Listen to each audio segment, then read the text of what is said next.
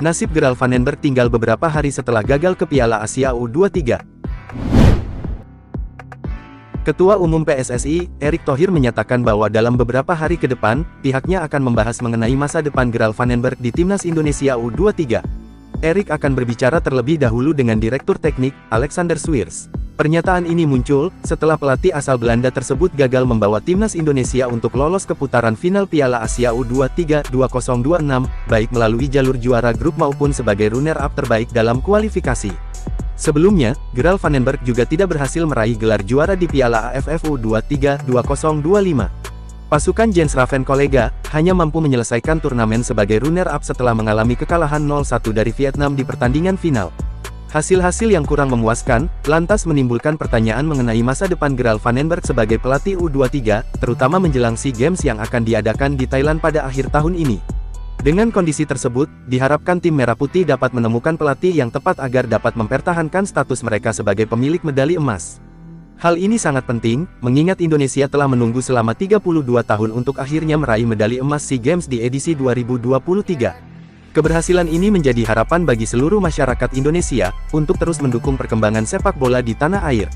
Ketika ditanya mengenai masa depan Gerald Vandenberg menjelang SEA Games 2025, Erick Thohir menyatakan bahwa ia belum dapat memberikan jawaban yang jelas. Hal ini disebabkan oleh rencana pihaknya untuk melakukan evaluasi terhadap kinerja pelatih tersebut bersama Direktur Teknik PSSI, Alexander Swiers, dalam waktu 1 hingga 2 hari ke depan.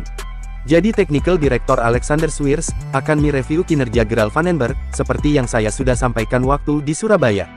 Mungkin 1-2 ini kita akan ada rapat dengan Technical Director untuk persiapan SEA Games, papar Erick Thohir.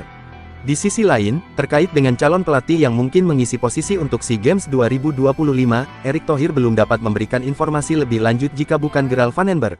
Ia berpendapat bahwa saat ini masih terlalu awal untuk membahas nama-nama tertentu, mengingat proses diskusi masih berlangsung, ungkap Erick Thohir. Dan kita ingat, SEA Games multi-event. Artinya peran dari kita dan pemerintah, kita akan duduk bersama, seperti apa targetnya, seperti apa rencananya. Itu yang kita harus lakukan, tambahnya. Baru-baru ini, nama Indra Syafri kembali menjadi perbincangan di kalangan warganet seiring dengan berkembangnya isu mengenai pelatih untuk SEA Games 2025. Banyak yang beranggapan bahwa dia bisa menjadi salah satu kandidat utama untuk mengisi posisi strategis tersebut, terutama dalam upaya mempertahankan medali emas untuk cabang olahraga sepak bola. Hal ini tidak lepas dari prestasi yang diraih oleh Timnas Indonesia U22 pada SEA Games terakhir, di mana mereka berhasil meraih medali emas di bawah bimbingan Indra Syafri.